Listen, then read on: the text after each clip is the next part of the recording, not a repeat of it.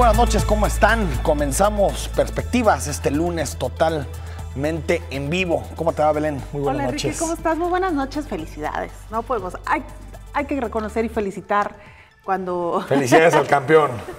A los millones de tapatíos que hoy están festejando el campeonato. Oye, sí, la verdad, muchas felicidades. Y todos los que nos ven, porque Chivas es un patrimonio no solo de Jalisco. Yo creo un patrimonio nacional e internacional. Mira, estamos de acuerdo o no, creo que al final de cuentas sí, el Guadalajara no podemos dejar de lado que es un equipo de muchísima tradición, que identifica a Guadalajara en ciertos ámbitos y que tiene una afición más allá de nuestras fronteras. Así que enhorabuena por los aficionados de Guadalajara que esperaban pues ya desde hace mucho tiempo este triunfo, ¿no? Y también un saludo, Belén. Ayer me tocó estar tanto en el estadio como en la Minerva festejando después del título y nos mandaron muchísimos saludos en la Minerva. Ay, mucha gente que se acercaba y nos sugería temas, nos sugería distintas cosas. Entonces, pues pues un saludo a todos los Chivas que se nos acercaron. Tomamos nota. Y en general a la afición, que en términos generales se portó bien, sí, ¿no? Muy bien, a pesar de 110,000, decía hoy el periódico Mural, que habían asistido. Yo creo que más. Hijo, a mí la cantidad me sorprendió muchísimo. Enhorabuena porque a pesar de tal concentración, los desmanes, si es que hubo algunos, pues fueron mínimos, fueron menores, ¿no? Entonces, me pareció también que felicidades por ese buen comportamiento. Siempre hay que festejar, pero respetando a los otros, Totalmente. ¿no? Belén, una semana muy importante en materia política en nuestro país. Ahorita, en el siguiente segmento, vamos a platicar sobre la reforma electoral que está ahorita en un punto clave en el Congreso del Estado. Se acaba de aprobar un dictamen en la Comisión de Puntos Constitucionales con 8 votos a favor, 2 abstenciones y 2 votos en contra. Pero antes, Belén, el próximo domingo hay elecciones en este país. De estas elecciones hemos hablado muchísimo tiempo, hemos discutido sobre lo que significan las elecciones de este año, de 2017. Hay que recordar, por contextualizar, que se juegan 3 gubernaturas, Estado de México, Coahuila y Nayarit, y se juegan elecciones locales o municipales en Veracruz, más de 200 alcaldías que se ponen a disputa de los partidos políticos el próximo domingo. Yo, antes de comenzar, a ver cómo se perfilan cada uno de los partidos políticos, yo sí quisiera hacer, Belén, un comentario contextual que tiene que ver con... lo decepcionado que de pronto me tiene ver lo que está sucediendo en algunas elecciones como el Estado de México. Me parece, Belén, que durante algún tiempo, durante la transición en este país, la consolidación ahí de instituciones débiles, pero al final instituciones democráticas, más o menos íbamos ganando cierto terreno. Creo que decíamos, sí, cierto, nuestra democracia no es perfecta, hay muchos errores, pero sentía, o al menos esa era mi percepción, de que íbamos avanzando un pasito tras otro, ¿no? Cada vez era la autoridad electoral más respetada, cada vez era más fácil cada vez era más difícil comprar votos, comprar medios de comunicación. Y me parece que lo que hemos visto en el Estado de México es un mensaje de una involución, no evolución, involución democrática, que me parece muy preocupante. Programas sociales repartidos con tarjeta, a cambio de tarjetas de identificaciones electorales para tomar el número. Incluso ya se perfeccionó el método clientelista, Belén. Ya no es un asunto de te pago para que votes por mí. Ahora te doy algo, pero si ganamos, te deposito en tu tarjeta después del proceso electoral un premio por haber apoyado al candidato ganador. Es decir, una evolución del clientelismo patético. El corporativismo, que es otro de los grandes problemas democráticos de este país, Belén, ya no optó el Sindicato Nacional de Trabajadores de la Educación jugar con el PRI, porque se pelearon con el Bastei y la metieron en la cárcel. Entonces ahora deciden que van a apoyar a Morena. Entonces me parece, Belén, que el mensaje más allá de lo que sucede el próximo domingo es que hemos empezado a retroceder, nuestra transición se acabó, está clarísimo que ya no puede avanzar más y estamos en un momento muy complejo en materia democrática, en materia política, gane quien gane el próximo domingo. Sin duda alguna, y sobre todo, Enrique, porque estamos hablando de estados importantes evidentemente todos los estados son importantes para México, pero en el caso del Estado de México estamos hablando del padrón electoral más grande de nuestra entidad, un estado pujante, un estado que evidentemente pinta en el ámbito político electoral y que muchos de los analistas lo han dicho, es una reflejo, una referencia de lo que podría pasar en el proceso electoral del 2018. Entonces, imagínate si ya desde aquí los partidos están jugando de esta manera, ¿qué podemos esperar para el 2018? Sí. ¿No? O sea, lo que me refiero es que siempre tuvimos esta imagen y tal vez fue uno de las grandes ventas de la democracia en este país. Hay que recordar que en los 90s se pronunciaba la palabra democracia y parecía que por sí sola la democracia iba a resolver todos nuestros problemas, iba a resolver nuestros problemas económicos, sociales, de combate a la pobreza. Y por supuesto que la democracia no es mágica, pero había como un camino lineal, o así decíamos, que íbamos a ir ganando derechos, libertades, igualdad política, y me parece que vamos en retroceso de una forma bestial. Lo que ha pasado en el Estado de México con todos los secretarios del gobierno federal metidos haciendo campaña en el Estado de México, lo que ha pasado en la compra masiva de votos, me parece que sí es un mensaje patético y un mensaje que nos tendría que poner a reflexionar. O en otros digamos, escenarios como Nayarit. Un hombre como Layín, que tiene posibilidades de tener un gran porcentaje electoral el próximo domingo, una persona que se ha demostrado misógino, que se ha demostrado que no tiene ninguna educación, que hizo esta declaración famosa de, bueno, sí robé, pero poquito. Que tenga alguna posibilidad de obtener un voto, me habla de que no hemos logrado en este país desarrollar ni cultura política, ni cultura democrática, como para generar anticuerpos que le digan a estos hombres, de aquí no pasas. Es decir, creo que es un mensaje, esta elección, bastante negativo y creo que bastante difícil de digerir en momentos importantes para el país.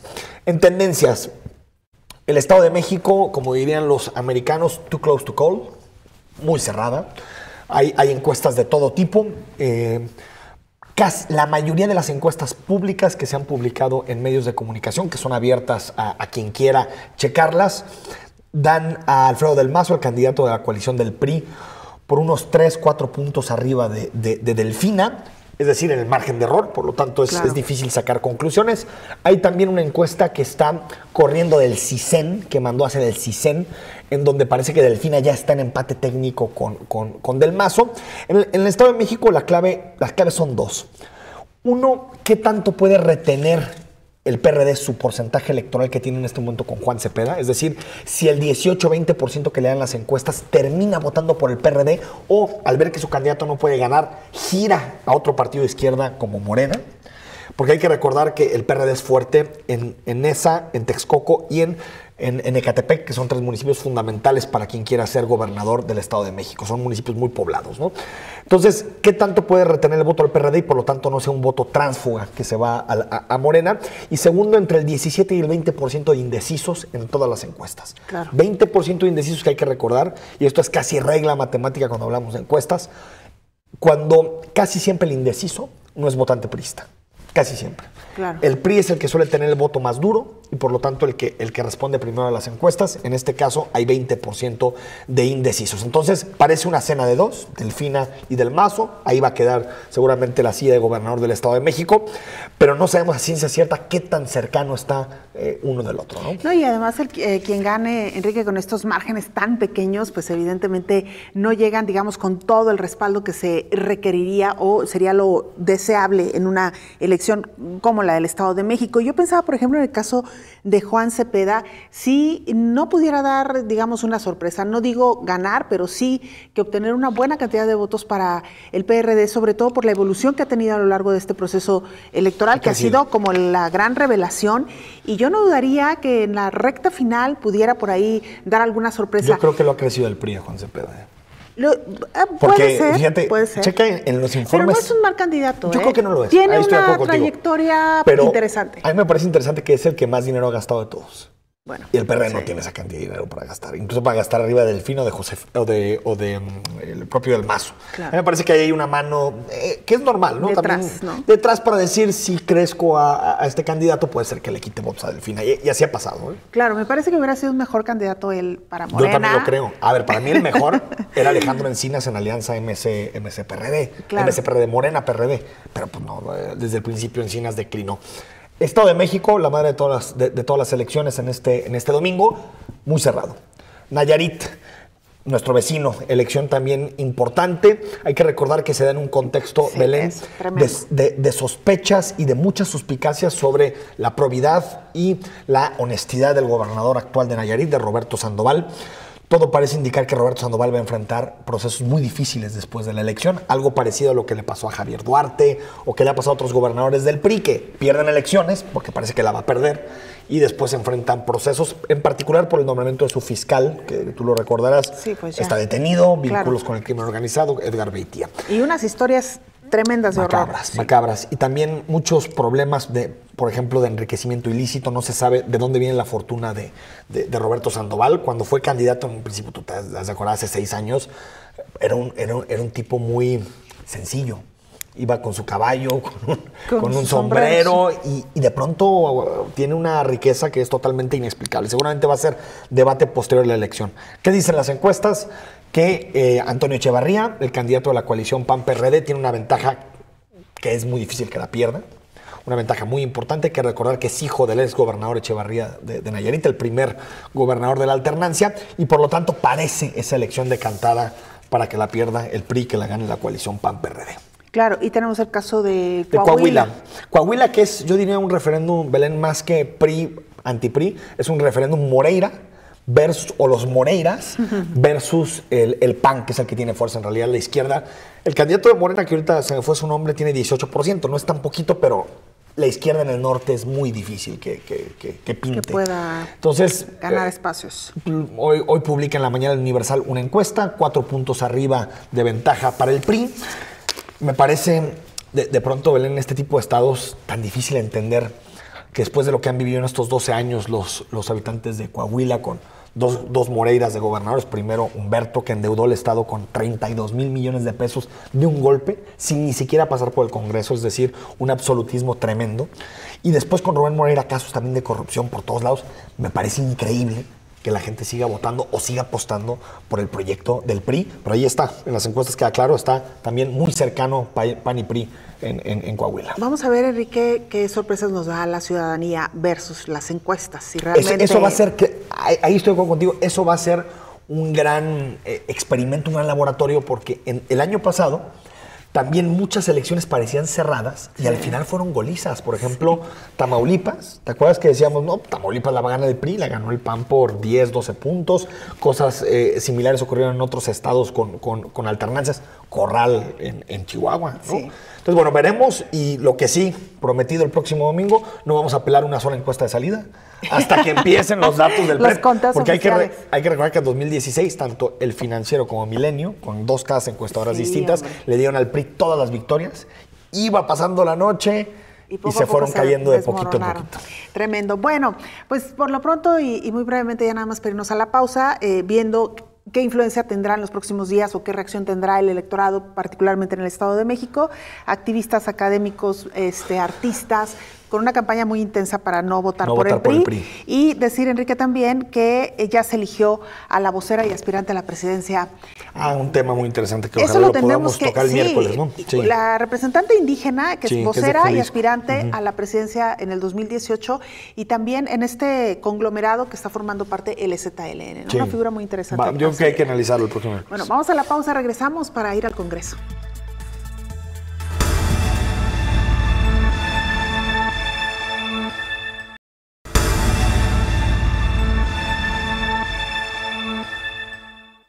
El diputado independiente de Jalisco, Pedro Kumamoto, propuso una iniciativa denominada Sin voto no hay dinero, con la que busca que el presupuesto de los partidos políticos sea definido por los resultados electorales y no como ocurre actualmente, donde el financiamiento se determina con base en el padrón electoral. Kumamoto aseguró que esta propuesta generaría un ahorro de más de 2,000 millones de pesos anuales a nivel nacional. Esta iniciativa aplicaría únicamente para años electorales. Por su parte, el gobernador de Jalisco, Aristóteles Sandoval, también presentó una iniciativa denominada Si se quiere, se puede, con la que se lograría que en años no electorales los partidos políticos no reciban financiamiento, y lo cual generaría un ahorro de 269 millones de pesos al año tan solo en nuestro estado. La propuesta del gobernador se ha mantenido atorada en el Congreso debido a que fue considerada inconstitucional, pues no pueden no otorgarse recursos a los partidos, a lo que Sandoval Díaz sugirió que el presupuesto sea de $1 y asunto resuelto.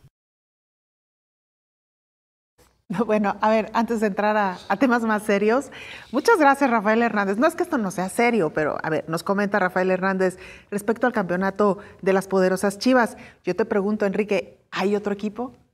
Bueno, y también había otro comentario político. Sí, dice, ya es tiempo de que gane otro partido en el Estado de México, ya que siempre ha gobernado el PRI.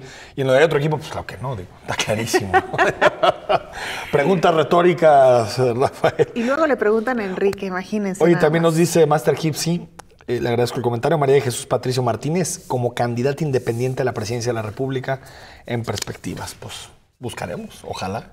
¿Una candidata independiente? No. O sea, buscaremos si podemos hacer un acercamiento para conocer sus posturas. Por supuesto. Delo con un hecho. A mí me hecho. parece una cosa interesantísima. Porque además está en nuestro estado, es jalisciense. Claro. Es de Tuxpan, si no mal recuerdo, ¿no? Pero a mí me gustaría también, más allá del simbolismo de una candidata mujer indígena, que me parece un simbolismo muy atractivo, pues conocer sus posturas, sobre qué temas públicos, qué piensa sobre esto, es decir, más allá de lo que significa o simboliza, sí. ¿Cuál es su postura acerca de la agenda que hay en nuestro país? Por supuesto, ¿no? Muy interesante sin duda alguna. Y hemos conocido mujeres súper preparadas, con unos pensamientos tan claros y unas ideas tan contundentes. Yo creo que puede ser una muy buena entrevista y por supuesto que la buscamos desde ya. Claro. Ya veo algunos en Morena que empiezan un poquito a temblar, ¿no? Digo, yo creo que puede rascar. Bueno, sí, veremos. Belén, vamos al Congreso, ¿no? Está Julio Ríos, nuestro compañero. Julio, te escuchamos. Hola, Julio. Hola, ¿qué tal? Buenas noches, Belén, Enrique. Julio, platícanos un poquito de lo que está discutiendo en puntos constitucionales sobre la reforma electoral. Bueno, pues primero pues se citó con premura, se estuvo hablando toda la tarde de que se realizaría esta sesión de puntos constitucionales donde se iba a tener el dictamen de la reforma a la Carta Magna de Jalisco en materia de la reforma electoral. Finalmente se realizó hace cosa de 40 minutos más o menos y pues ahí el PRI pues en cierto modo madrugó, ya que citó, aprovechando que tiene mayoría, de acuerdo a lo que acusa en este caso la bancada de Movimiento Ciudadano, por medio de Augusto Valencia, de esto se quejó, y también Enrique Aubry. Se aprobó ahí un dictamen de reforma constitucional que mantiene la idea de 0 pesos a partidos en años no electorales, y en año electoral, pues una fórmula que había propuesto precisamente Pedro Kumamoto, en la cual el reparto de recursos se hace dividido en base al padrón electoral y reduciendo también por ciento al 30% de la UMA, la unidad de medida que sustituye ahora al salario mínimo como referente para hacer este tipo de distribuciones. Hay que recordar que en la ley todavía vigente es del 65% de la UMA, que reduciría al 30% de la UMA y dividido con el padrón electoral. Esto se aprobó con 8 votos a favor y 2, en este caso 2 votos en contra de MC y de Verde. Se tendrá también en este dictamen la reducción de un diputado local y la paridad de género, que le llaman la paridad horizontal, en candidaturas de diputados y de alcaldías. Se espera que hoy por la noche sesione también el Pleno, pero bueno, ha sido un día algo movidito, lleno de el intercambio de dimes y diretes, desde que se publica la columna por parte del presidente del PRI, en el que se insiste en esta fórmula, firmada por Héctor Pizano, y luego ya en la tarde sale la rueda de prensa Alfaro y la gente de Movimiento Ciudadano, diciendo que pues ellos desde 2008 habían ya presentado iniciativas en el sentido de recortar y eliminar incluso el financiamiento de los partidos políticos, y luego ya después, como a las 7:30, 8 de la noche, Aristóteles aparece ya en Twitter retando a que se apruebe, a los diputados retándolos a que se apruebe esta iniciativa de Sin Voto No Hay Dinero de Pedro Kumamoto, y que también se reduzca a 0, es decir, se elimine el financiamiento en año no electoral. De esta manera, pues, el dictamen de puntos constitucionales viene con esta ya propuesta mixta que fusionaría el Sin Voto No Hay Dinero de Pedro Kumamoto, insistimos, en año electoral, y 0 pesos en año no electoral. Oye, Julio, pero la multiplicación de la UMA por 30%, por 35%, en realidad no tiene mucho que ver con la iniciativa de Sin Voto No Hay Dinero, porque Sin Voto No Hay Dinero en realidad lo multiplicaría por 50% o dependiendo el porcentaje de votación de los siguientes comicios, ¿no? Efectivamente, aquí lo que sí se toma es que sería lo que dividido o haciendo la operación en base, pues, como bien dices, Kumamoto, lo que él dice es que sea con los resultados, con los votos puros. Y pues sí, habría que ver que este ajuste se haga. Recordemos que todavía falta que llegue al Pleno, pero quien tiene, en este caso, quien puede citar es la presidencia, que está con Ismael del Toro, con Movimiento Ciudadano, pues, y a ver si se hace este ajuste tal y como bien lo señalas, que es como Kumamoto lo había dicho. Julio, con base en la discusión que se ha llevado a cabo hasta este momento y la postura de Movimiento Ciudadano que conocíamos hace algunas horas, ¿por dónde crees que caminará el dictamen, el que finalmente se discuta en el Pleno del Congreso? En materia específicamente de financiamiento a partidos políticos.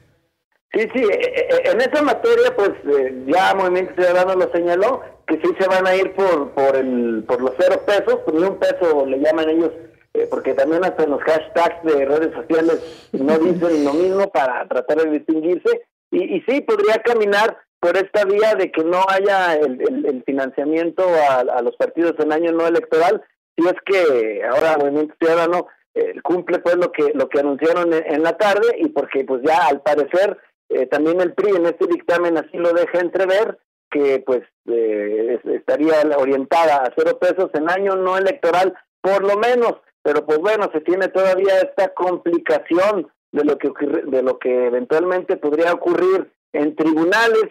Haría falta esta reforma federal para que no hubiera problemas, pero bueno, así es como se va decantando hasta ahora, pues, porque podría cambiar en las próximas horas. Todo indica que sería por lo menos los 0 pesos en el año no electoral. Pero podría en determinado momento hacerse lo que ya decía el gobernador, un peso para estos años no electorales. ¿O crees tú que eventualmente los legisladores argumenten que como se tiene que hacer una reforma federal, entonces mejor nos esperamos a al siguiente proceso?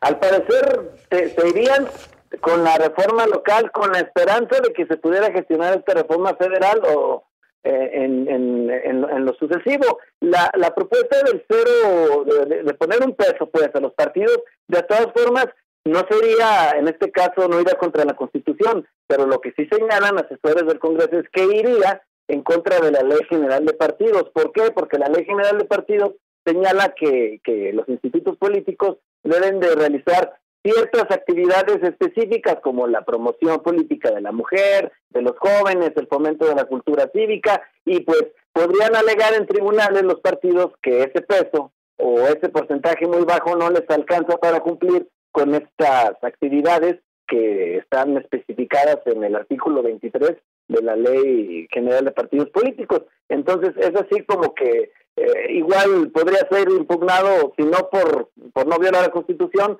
sí podría ser impugnado por violar la Ley de Partidos Políticos.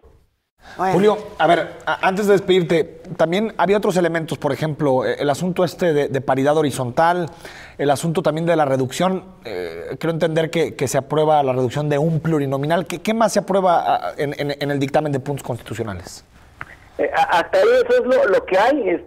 No hay que recordar que todavía se le puede meter mano en el Pleno, tanto en primera como en segunda lectura, y de la eliminación de repechaje no aparece por el momento, por lo cual todo indicaría que sí continuaría esta figura que pues de acuerdo con lo que señalan algunos diputados tiene más legitimidad que los plurinominales, ya que estos por lo menos van a votar. Faltaría ver todavía el ajuste de si queda un repechaje y un plurinominal a la hora de los repartos de estas curules, ya que actualmente son 2 plurinominales y un repechaje. Eso podría tener. Lo que también quedó fue la reducción de regidores, pero bueno, depende del número de habitantes. La idea que tienen es que hasta ahora pues es que en los municipios más pequeños no se reduzcan, porque esto podría llevar a la hora de tener que repartir estas regidurías, no habría de dónde y solo habría un bipartidismo, solo habría representado las 2 fuerzas mayoritarias. Entonces,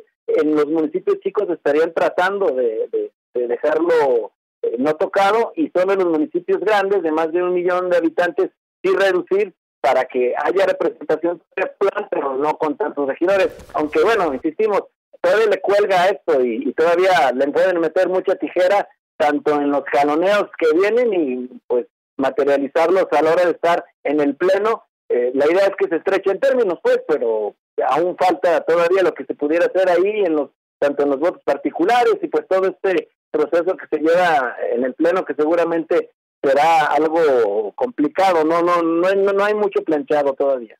Julio, gracias. Muchas gracias. Ahí está, desde el Congreso, Julio, sesión tardía en el Poder Legislativo. Mañana sube al Pleno este dictamen. Porque tenemos fecha límite el 31. Es un dictamen, Belén, hecho con las patas. Bueno, como en general han estado discutiendo la reforma política. Intrincado. Yo creo que un cursito de ciencia política así básica, un librito a cada uno de los diputados para que discutan sobre algo. Claro. Es decir, esto de reducimos un pluri. Bajamos esto, un punto 2, me parece que es una simulación, o sea, es Totalmente. Un acto de postureo, a ver quién gana la agenda, a ver quién se cuelga una medallita de cierta reducción ante el descontento popular con lo que está sucediendo con los partidos políticos y la representación, pero realmente, Belén, pasan a dictamen UMA multiplicado por 30, por 25. Sin voto no hay dinero, 0 pesos. Es decir, es como decir, mete todo en un dictamen, todas las posturas de todos, para que ya no tengamos problemas en comisiones y después vemos en pleno cómo nos ponemos de acuerdo y cómo repartimos las fichas. Lo que me comenta el Movimiento Ciudadano es que no votaron a favor del dictamen, no tanto porque no compartan el espíritu del dictamen que se aprobó, sino porque no les pasaron nunca el dictamen previamente para leerlo y que mañana van a poner sobre la mesa sus votos particulares con relación a este tema. No. Yo la verdad, Belén, veo tan mal esta discusión y la veo tan desviada y la veo tan que mejor no aprueben nada. Verdaderamente. Creo que podría haber un acuerdo en sin voto no hay dinero, que eso sí es nada más aprobar el cambio de fórmula y que ya no se multiplique por el UMA, sino se multiplique por el porcentaje de votación.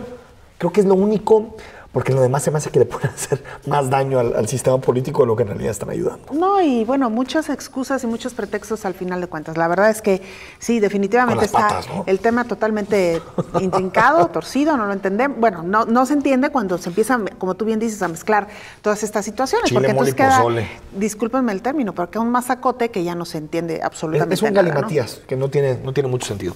Vamos al corte, Belén, regresamos para seguir platicando de temas públicos.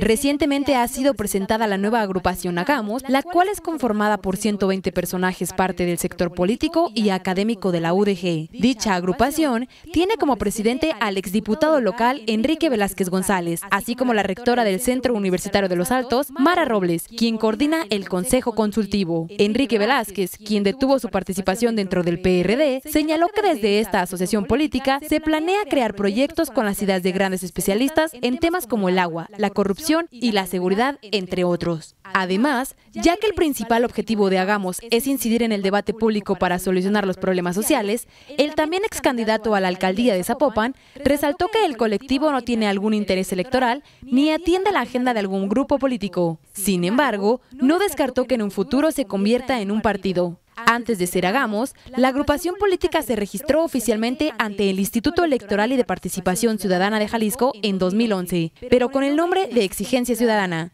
Previo a Enrique Velázquez, estuvo Jorge Vargas al frente de la agrupación. ¿A qué te suena Hagamos, Belén? Pues yo desde la mañana que lo escuché, definitivamente me acordé mucho de Podemos. De Podemos, ¿no? Sí. Aunque bueno, el líder de Podemos tiene un poquito más de cabello que nuestro invitado hoy, Enrique Velázquez. ¿Cómo estás? ¿Cómo estás, Tocayo? Bienvenido, Enrique. Con tanto cariño. Sí, bueno, ¿no? Sí tiene más pelo, Pablo Iglesias. Sí, claro. Eso queda clarísimo. Al ver se ve. Enrique, explícanos qué es Hagamos. Mira, Hagamos es un espacio en el que pretende dignificar la participación política. Es un lugar donde nosotros esperamos que las personas que se han alejado de la política, aquellos académicos, investigadores, personas, luchadores sociales, artistas, escritores, que se han alejado y han visto en la política no un lugar como para el desarrollo, como un espacio en el que nos podamos poner de acuerdo para mejorar la forma de hacer política dentro de las instituciones, particularmente en el gobierno. Creo que lo que estamos viviendo actualmente en el país, tanta violencia, tanta gente desaparecida, lo que pasó en Nayarit con el procurador, era el jefe de todos los capos de Nayarit, era el procurador el que aparecía en un espacio tan importante como es la Procuración de Justicia. Eso debe de indignarnos, ¿va? Y de decidir que ya basta, que sigamos dejando que otros hagan la política y luego nos pasa que somos gobernados por los peores, ¿no? Porque solamente unos cuantos salen a votar y participan poco, o solamente algunas personas deciden tomar la batuta y decir yo quiero ser diputado, yo quiero ser presidente municipal. O sea, no debe ser un espacio ni de temas de cantidad, sino debe de ser la política, debe ser de calidad para que este país pueda salir adelante. Enrique Velázquez, cuéntanos un poquito, afortunadamente tenemos un poquito más de espacio que en la mañana que platicamos ya contigo en la primera emisión de Señal Informativa, pero exactamente cómo se gesta la idea, a quién se le ocurre, dónde se reúnen, quién le llama a quién y lo invita. Cuéntanos un poquito esto que sucede entre telones, digamos. Tras bambalinas. Si tú te acuerdas, Belén, y creo que también lo platiqué contigo, Enrique, cuando yo llegué al Sindicato de Trabajadores Académicos, decidimos que íbamos a hacer grupos de especialistas locales para contribuir con el desarrollo regional y que buscar que esas iniciativas, esas investigaciones que tienen los académicos para temas como el del agua, para temas de la seguridad, para el asunto de cómo generar un servicio civil de carrera, para poder entender las estructuras de cómo el gobierno debe buscar la construcción de ciudadanía para poder ser buenos ciudadanos y cumplir con nuestras obligaciones y no únicamente pedir, sino también poder ofrecer. Eso lo hicimos hace 1 año y medio y empezamos un recorrido en la universidad.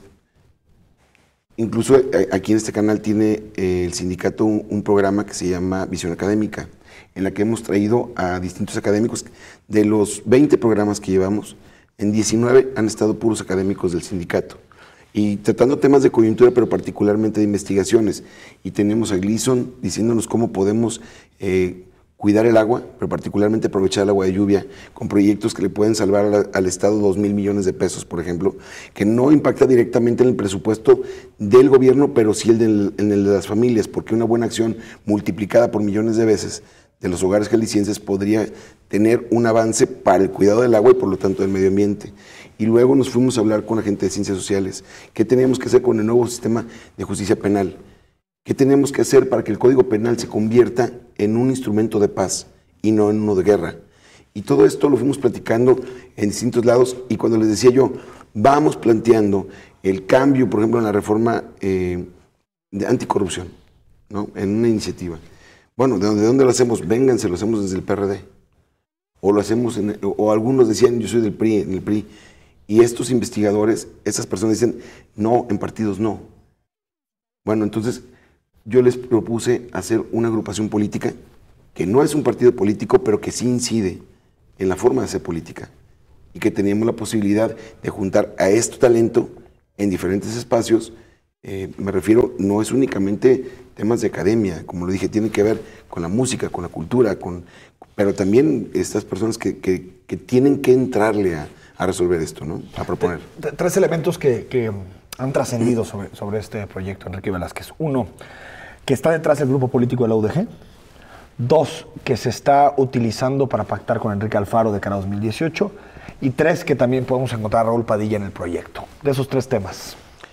Bueno, mira, tú vas a ver a muchas personas que son de la universidad, pero muchos de ellos, la gran mayoría, no ha participado nunca en una candidatura en un partido político. Te puedo poner el nombre de Durán Juárez, o te puedo poner el nombre de Roberto Castelán, que estoy en pláticas con él. O podemos platicar con la doctora Ruth Padilla, que coincide con esta agrupación. O puedes hablar con Héctor Raúl, que es una pluma calificada, que le entiende, Héctor Raúl Solís Gadea, que le entiende y que ha sido crítico de las cosas que pasan en lo cotidiano, en el quehacer público y político, pero no ha militado nunca en ningún partido y hoy decide entrarle. Entonces es lógico que nos señalen eso. Sin embargo, vamos a demostrar que lo que queremos es incidir de una forma distinta. Entonces niegas que el grupo político de la UDG esté atrás. Yo creo que vaya estructurado. Lo que decimos es que personas, es natural que yo siendo secretario general del sindicato, pues con quien me reúno, con quien platico, y universitario toda la vida, pues mis amigos están en la universidad, ¿no?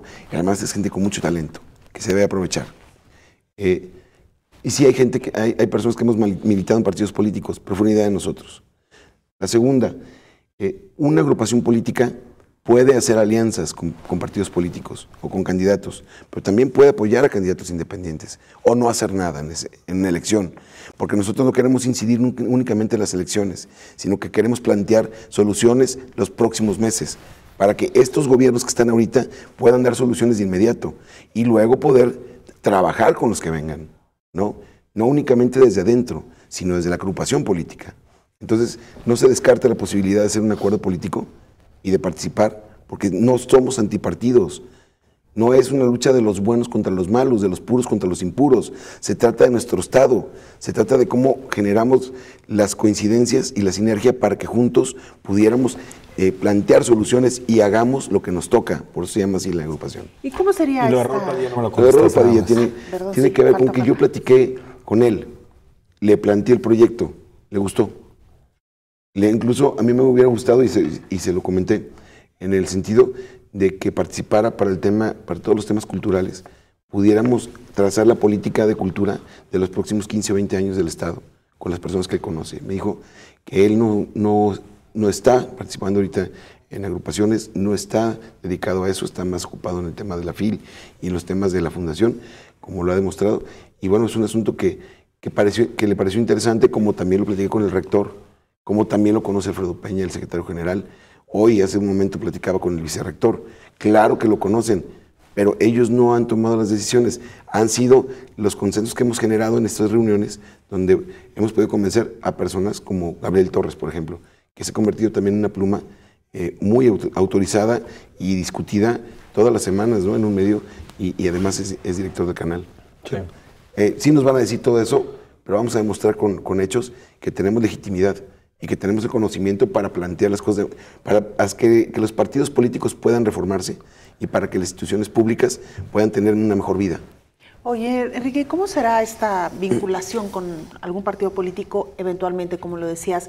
Pensemos en un caso concreto, el 2018, harán proselitismo, apoyarán candidatos, presentarán propuestas. ¿Cómo se hará esta alianza a la que tú ya Es que hablas?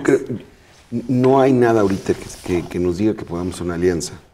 No estamos pensando en alianzas. La agrupación política sí tiene esas facultades como institución, ¿no? Pero no es el fin de nosotros.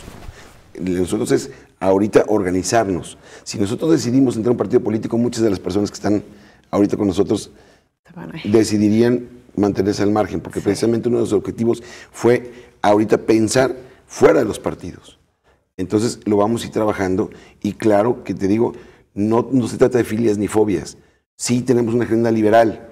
Si en su momento, en los 10 o 15 puntos que tenga la agrupación política, hay algún candidato que coincida y se comprometa a cumplir la mayoría, bueno, ya decidiremos si podemos trabajar en conjunto con él o no. Incluso estamos hablando del Estado, pero también en el 18 hay elecciones a nivel nacional. Y claro que queremos tener un presidente que contribuya a cambiar las cosas en este país, ¿no? Entonces, en el caso de Enrique Alfaro y Movimiento Ciudadano, no es una plataforma que busca de entrada pactar con Enrique Alfaro. No es una plataforma. ¿Hay coincidencias, por ejemplo, en los temas que ustedes plantean? ¿Hay coincidencias con la agenda de Movimiento Yo creo que Ciudadano? muchos sí, temas de movilidad, y yo los he escuchado en ese sentido, pero nosotros no. Tenemos una agenda de libertades que no coincide con lo que ellos han planteado. Ustedes saben perfectamente cuál fue la agenda que yo planteé. No quiere decir que esa va a ser la agenda de la agrupación.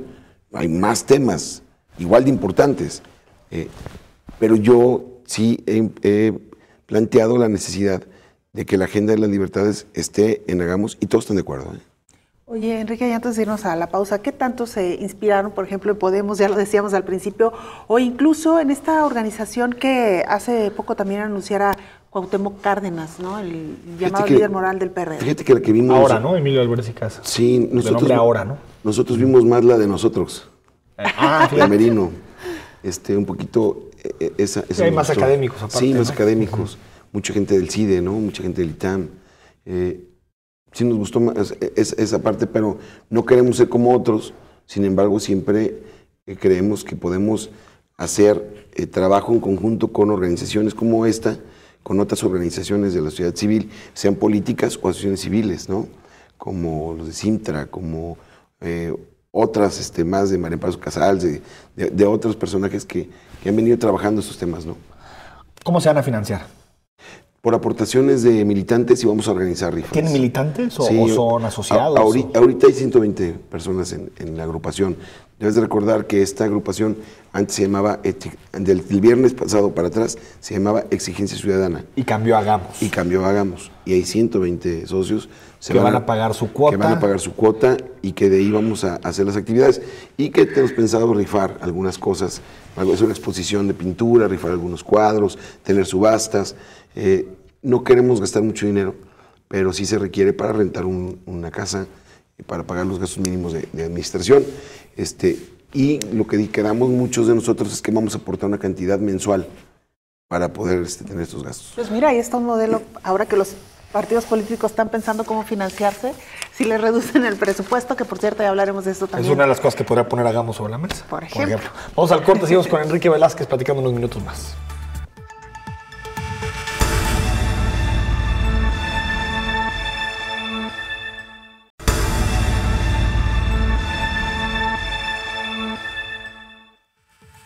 Estamos de regreso esta noche en Perspectivas. Gracias a todos ustedes que nos han escrito, que se han tomado el tiempo de hacernos llegar algún comentario a través de alguna de las redes sociales que ponemos a su disposición, Twitter, Facebook y también, por supuesto, WhatsApp. Y es precisamente a través de WhatsApp que Francisco Guerrero nos escribe y dice, Hagamos suena a Grupo UDG. Bueno, ya lo aclarabas en parte de la entrevista, Enrique. Así es.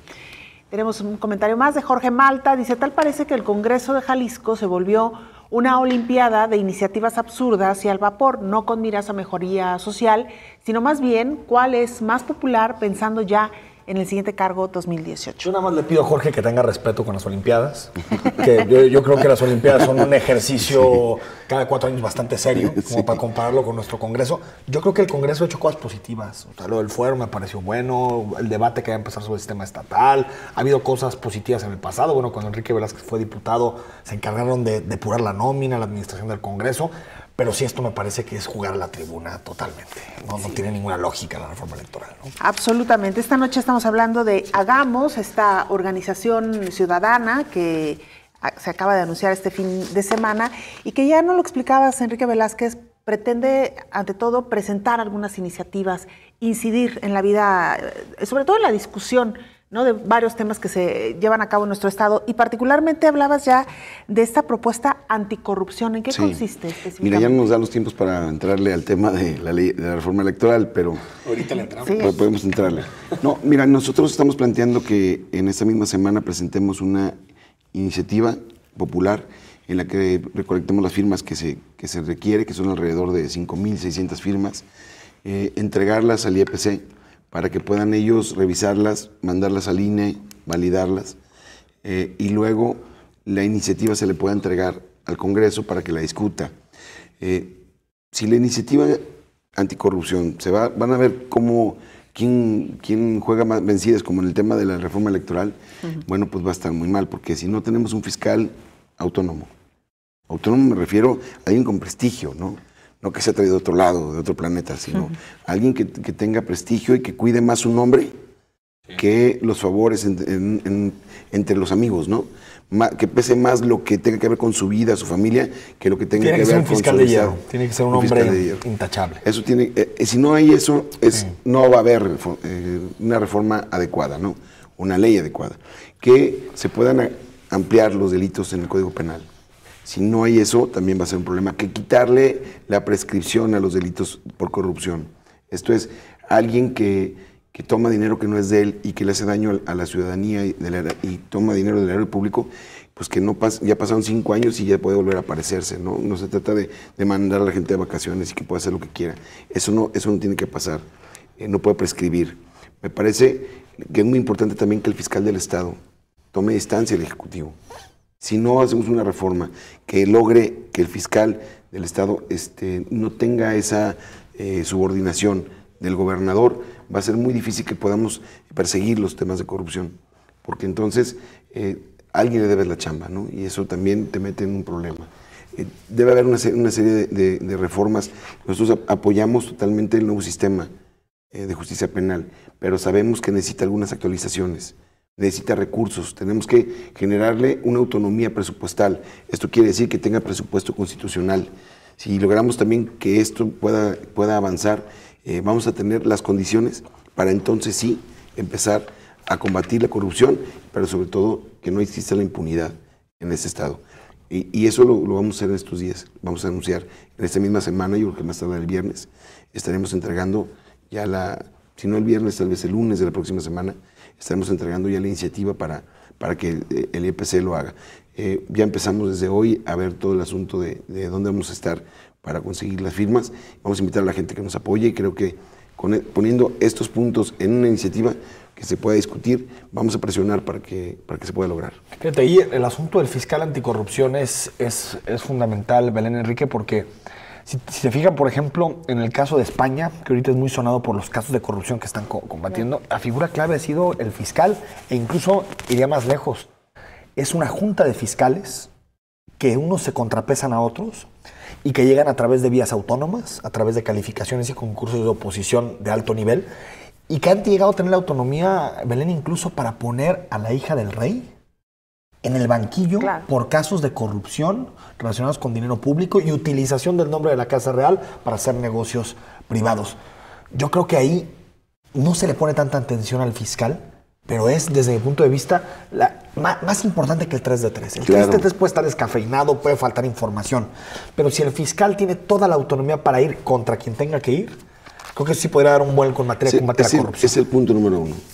Sin ese, no, todo lo demás queda como una buena intención. Si no logras tener un fiscal autónomo, en ese momento es jugar otra vez a crear burocracia, ¿no?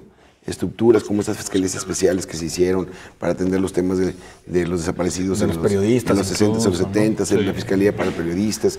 Todo eso, mira, por ejemplo, estaba viendo el día de hoy en un diario nacional que en la ley anticorrupción no hay dinero presupuestado para que arranque la federal. Si no tiene recursos, olvídate que funcione. Entonces, todo esto se debe ir notando y deben de tomarlo con mucha seriedad, porque este país no puede continuar igual. Oye, Enrique, a propósito del tema de la discusión de la reforma electoral, si ustedes hubieran tenido tiempo de presentar alguna iniciativa, ¿qué hubieran presentado? Bueno, de igual manera, a mí me parece que no debe desaparecer el financiamiento de los partidos, pero tampoco debe ser lo que hay ahorita, ¿no? La propuesta que tiene Pedro se me hace... 270 millones es muchísimo dinero. Un peso puede ser carísimo cuando no se rinden cuentas a la ciudadanía. Pero ¿no? 270 millones son un poquito más, ¿no? Sí, un poquito más. Pero todo puede ser muy caro. Sin embargo, creo que sí se debe de reducir para buscar una mejor rendición de cuentas y que los partidos empiecen a pensar no únicamente en ser agencias de colocación, sino en ser instituciones que se dediquen a resolver problemas, a plantear formas de gobierno. Si te fijas, lo que plantea un partido y otro, en muchos lados, es exactamente lo mismo, un candidato y otro. No le entran los temas de fondo porque eso no les da votos, entonces se va más bien a buscar, a cuidar las chambitas, y eso es lo que tiene desprestigiar a los partidos, y por eso decidimos nosotros hacer una pausa en esto, para entrarle de lleno a formar una agrupación política, sí política, no antipartidos, para decir desde acá cómo podemos contribuir para transformar estas instituciones. Pero siendo tú perredista, y Mara Robles también lo es, también es militante, ¿no? Mara Robles del PRD. Fue militante del PRD. No es ahorita militante del PRD. ¿Qué tanto se puede construir un espacio autónomo, ciudadanizado, independiente de los poderes políticos, cuando sus dos caras más visibles tienen militancia o están vinculados a partidos políticos? Bueno, es que nosotros no queremos que sea un asunto autónomo, sino somos personas, tanto ella como yo, que tenemos toda una historia. Sí, pero autónomo de intereses partidistas o de intereses de grupos políticos. Porque si fuera un esquema en el que quisiéramos seguir en los partidos, pues se nos quedamos. ¿Para qué buscamos una agrupación? ¿No? Y seguimos en el PRD. No, nos damos cuenta de la necesidad que tienen los tiempos ahorita de plantear otras alternativas para que las personas que no se acercaban a los partidos políticos que están confiando en nosotros, que están diciendo, con ustedes sí podemos ponernos de acuerdo, sí queremos, sí hagamos que esto se vuelva una realidad. Bueno, eso nos obliga a dar un paso a un costado. No es decirle nada a nuestros partidos, sino sí criticarlos, pero yo lo he criticado de frente. Yo en los congresos, en reuniones nacionales, he dicho muchas cosas de mi partido que se han equivocado. Pero hoy quiero hacer una pausa, porque creo que Jalisco necesita que hagamos de estas agrupaciones políticas la posibilidad de que todo este conocimiento sea bien aprovechado para demostrar que se puede gobernar con honestidad, que se puede hacer una planeación muy clara de cómo el servicio público no debe de ser pensando únicamente en la nómina, sino pensando en los resultados, y que si no das resultados, por lo tanto no tienes presupuesto, y si no tienes presupuesto no puedes aspirar a seguir teniendo un cargo público. ¿Dejarás tu militancia en el PRD? Hago una pausa ahorita en mi militancia en el partido. Mira, Belén, si yo hubiera estado en cualquier otro partido, jamás me hubieran permitido presentar la ley de libre convivencia, ni tampoco la despenalización de la marihuana. Creo en los principios ideológicos del PRD. Yo soy de izquierda, pero también creo que se han cometido errores en los partidos. Por lo tanto, en este momento hago una pausa, me pongo a un lado y me voy a dedicar a encabezar Hagamos. ¿Ves? Es lo que te digo, ahí está. En el subconsciente. ¿Ves cómo si está el vínculo más que aparece? Es que Belén lo menciono muchas veces. Voy a encabezar Hagamos. Yo tengo un trabajo muy importante que es el Sindicato de Trabajadores Académicos de la Universidad, velar por los intereses de los maestros, pero también requiere una participación política decidida y este es el momento que tenemos que dedicar. ¿Iniciativa anticorrupción primero? Sí. ¿Y la segunda nos puedes adelantar algo? Bueno, vamos a plantear temas del agua. Ok. Ya vamos a entrar a temas del agua, y luego vamos a presentar cómo podemos fortalecer todo lo que tiene que ver con el nuevo sistema penal. Mira, por ejemplo, viene la reforma laboral federal. Viene una reforma laboral federal y no hay... ¿Otra reforma laboral? La reforma, ya estuvo la reforma y te da un plazo... La justicia laboral. La justicia laboral. Okay. Y te da un plazo para adecuarlo. Sí. Y no se está adecuando nada. No hay leyes secundarias, no se llevan a tribunales. Hombre, desaparece la Junta de Conciliación y Arbitraje y acaban de inaugurar una sede enorme, monumental para la Junta de Conciliación que va a desaparecer. ¿Va a haber un código de procedimientos para la nueva justicia laboral o no? Nadie lo ha dicho, o sea, quedó en el aire. Entonces, todo eso queremos nosotros participar. Enrique Velázquez, gracias. Gracias, Enrique, por habernos acompañado. acompañado. Gracias a ustedes que me invitaron. Enrique, buenas noches. Hasta el miércoles. Muy buenas noches. Que descanse, buenas noches.